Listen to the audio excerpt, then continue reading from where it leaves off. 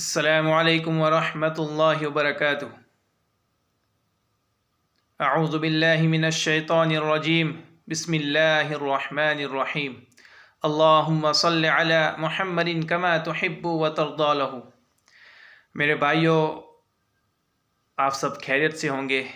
आज आपके सामने फिर आपका दोस्त, आपका भाई रमज़ानुल मुबारक किस तरह गुजारे, रमज़ानुल मुबारक में क्या करना चाहिए, इस मौजू के साथ हाज़िर हुआ हूँ। अल्लाह मुझे भी, अल्लाह आपको भी रमज़ानुल मुबारक की कदर करने की तौफ़ीक अता फ़रमाए।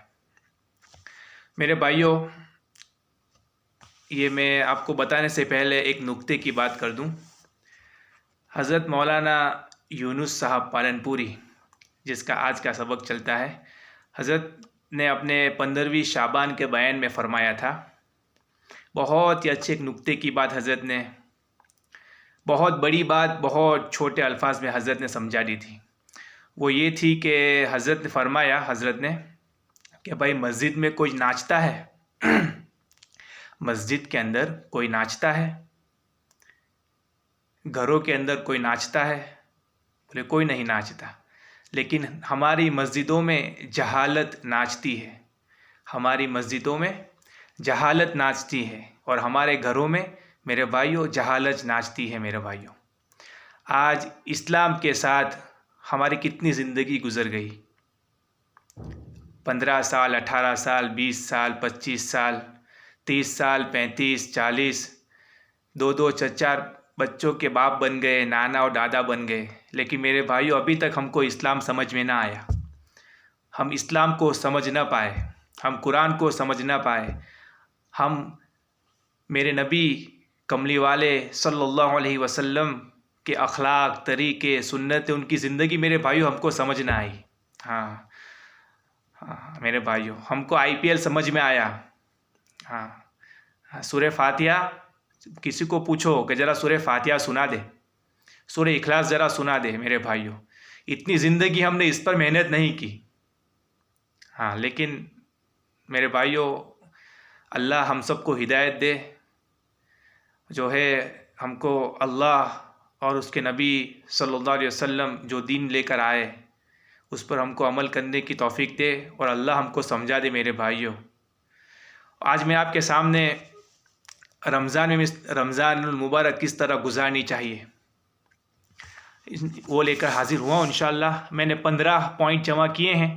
इंशाअल्लाह ऐसे तो पूरा रमज़ान बहुत सारी बातें हैं, लेकिन इंशाअल्लाह इन पर अमल करेंगे तो मेरी और आपकी और पूरी उम्मत की इंशाअल्लाह जो भी सुनेगा उसकी रमज़ान अल्हम्दुलिल्लाह सही गुजरेगी इंशाअल्लाह। और रमज़ान में क्या करना चाहिए हमको पता चलेगा। मेरे भाइयों, मैंने 15 पॉइंट जमा किए हैं, इंशाअल्लाह सुनते जाए। नंबर 1, रमज़ान मुबारक में रमज़ान मुबारक में हम कोशिश करें ऐसी तरतीब तय कर ले जिसमें हमारा वक्त ज़ाया ना हो। वक्त ज़ाया करना क्या है?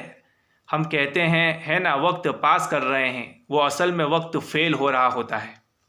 नंबर 2, हम निज़ामुल औकात बना लें, वक्त का निज़ाम, हमारा वक्त ज़ाया ना हो। जो फारिग वक्त मिले उसमें हम अपनी तस्बीहात की तरतीब तय कर ले, रोज़ाना की बुनियाद पर तिलावत तय कर ले, दुरूद तय कर ले, इतना पढ़ना है, बाकी मामूलात तय कर ले, हमारा वक्त ज़ाया ना होना चाहिए। मेरे भाइयों, नंबर 3, 11 महीने हमने शैतान के साथ यारी रख के इंटरनेट को इस्तेमाल किया है ना। कम से कम रमज़ान मुबारक में हमें नेट बंद कर देना चाहिए। नेट चलाना है तो दीन पर चलाए, दीनी बयान सुने, कुरान सुने, फिर तो ठीक है। नंबर 4, आम तौर पर हमारी मसरूफियात रहती है कि मैं इस टाइम इन दोस्तों में रहता हूँ, इस टाइम में हम घूमते फिरते हैं, जिससे टाइम ज़ाया हो रहा है, उसे हमें तर्क करना चाहिए। हमें इन सब चीज़ों से हटकर हमें ऐसे अमाल करे जिससे अल्लाह राज़ी हो। 11 महीने वही ज़िंदगी और रमज़ान में भी वही। रमज़ान को हमें कीमती बनाना है।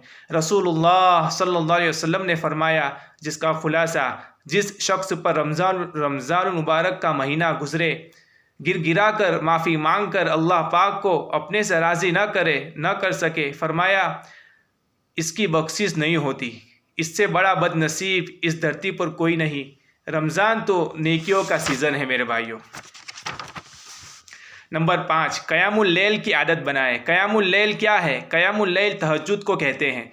ज़्यादा से ज़्यादा 8 रकातें हैं तहज्जुद की। चलो 8 न पढ़ सके, कम से कम 2-4 रकातें पढ़ लो। आम रातों में 3 ऐलान होते हैं मेरे भाइयों। रमज़ान के बगैर आम रातों में 3 ऐलानात होते हैं तहज्जुद के अंदर। है कोई परेशान हाल, मुझसे परेशानी शेयर करे, मैं उसकी परेशानी को ख़त्म कर दूं। है कोई रिस्क का मांगने वाला, मैं उसको रिस्क दूं। है कोई माफ़ी मांगने वाला, मैं उसकी माफ़ी कबूल करूं। ये ऐलान होता है आम रातों में, लेकिन रमज़ानुल मुबारक के 24 घंटे तहज्जुद का ऐलान है मेरे भाइयों। जब रमज़ान के 24 घंटे तहज्जुद वाला ऐलान होगा तो रमज़ान की तहज्जुद का वक्त कितना बड़ा, कितना बाबरकत होगा। तो रमज़ान में ख़ास तौर पर तहज्जुद का एहतमाम और अल्लाह से मांगना हो। नंबर 6, कुरान की तिलावत आम दिनों के मुकाबले में ज़्यादा कर दे। ज़्यादा से ज़्यादा कुरान पढ़ने में हमारा वक्त लगे मेरे भाइयों। बस रमज़ान में जो फारिग वक्त मिले कुरान कुरान कुरान, जितना हो सके उतना कुरान मेरे भाइयों। नंबर 7, नफली इबादत का एहतमाम भी इस महीने में होना चाहिए। क्यों? नफल आम दिनों में पढ़ो तो नफल है, लेकिन रमज़ान के महीने में नफल का सवाब फ़र्ज़ों के बराबर हो जाता है। नवाफिल में तस्बीहात भी है, नवाफिल में ज़िक्र अस्कार भी है, नवाफिल में नफली नमाज भी है। ये सारी चीज़ों की तरतीब होनी चाहिए। नंबर 8, हमारी ज़रूरत के लिए हम बाज़ार जाते हैं। ख़रीदो फ़रोख्त के लिए मोटे मोटे सौदे रमज़ान से पहले ख़रीद के रख ले, ताकि आदमी बदनज़री से बच जाए, बाज़ार के बाकी गुनाहों से बच जाए। नंबर 9, मस्जिद में बैठने की आदत बनाए। रमज़ान में ज़्यादा से ज़्यादा वक्त मस्जिद में गुजारना चाहिए। कुरान का पढ़ना, नफल नमाज़ें पढ़ना, दुरूद पढ़ना, ज़िक्र करना, बाकी वज़ाइफ वगैरह। मस्जिद तो फ़रिश्तों के माहौल की जगह है, आप सुकून महसूस करोगे।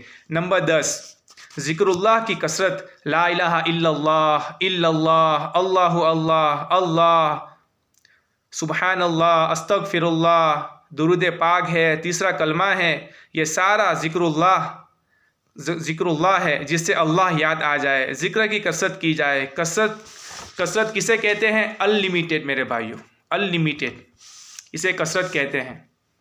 नंबर 11, खाने की मिकदार में कमी कर लेनी चाहिए और सहरी में 1-2 गिलास पानी काफ़ी है। आप ज़्यादा पानी पियोगे, आपके बदन में ज़्यादा सुस्ती भी आएगी। आप तिलावत में, बाकी मामूलात में आप आगे नहीं चल सकोगे। हम यह सोचते हैं कि आगे पानी नहीं पीना, पहले पी लूँ। अरे अल्लाह तो चाहते हैं हमें प्यास लगे, अल्लाह तो चाहते हैं हमें भूख लगे। नंबर 12, क़ैरुल्लाह करे। ज़ोहर से पहले या बाद में 15-20 मिनट सो जाए।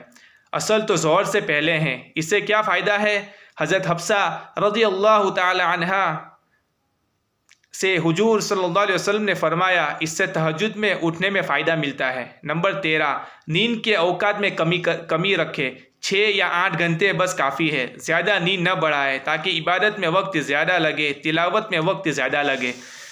नंबर 14, अखलाक का मामला भी थोड़ा देखे, नरमी का मामला करे। तुम्हारा रोज़ा है तो सामने वाले का भी रोज़ा है। अच्छी बात बोले वरना ज़बान बंद रखे। झूठ, बद अखलाकी, इल्ज़ाम, बहतान, गिले शिकवे, गाली गलोच, ये रोज़े को ऐसे फाड़ देते हैं। अल्लाह के नबी सल्लल्लाहु अलैहि वसल्लम ने फरमाया, जिसका खुलासा, जैसे खंजर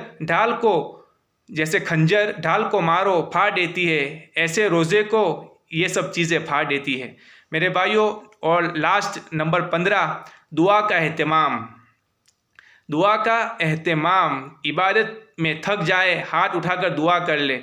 मजमे में है, हाथ उठाना ज़रूरी नहीं। अल्लाह तो दिलों को देखता है, दिलो दिल में दुआएं मांगे।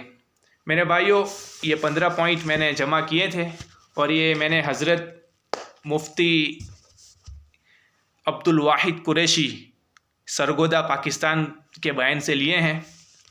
अल्लाह मुझे भी अमल की तौफीक दे, अल्लाह आपको भी अमल की तौफीक दे। मेरे भाइयों, रमज़ान में जितना से जितना हो सके हम अपने वक्त को ज़ाय करने से बचे मेरे भाइयों, ठीक है। और कम खाना, कम पीना, कम सोना, और अपना ज़्यादा से ज़्यादा वक्त इबादतों में लगाए, मस्जिद में लगाए मेरे भाइयों, ठीक है। बड़ा कीमती महीना है मेरे भाइयों, गुनाहों के बख्शिश का महीना है।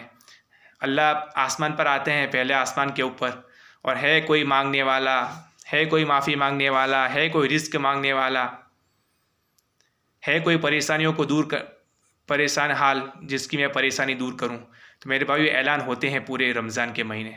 तो जो है अपने रमज़ान को मेरे भाइयों खूब कीमती बनाए, और लहव लईब से, इधर उधर की बातों से, मजाक मस्ती से अपने आप को बचाए मेरे भाइयों। गिबत से अपने आप को बचाए। हाँ, अल्लाह मुझे भी, अल्लाह आपको भी अमल की तौफीक दे। व आखिरु दावाना अनिल हम्दुलिल्लाहि रब्बिल आलमीन।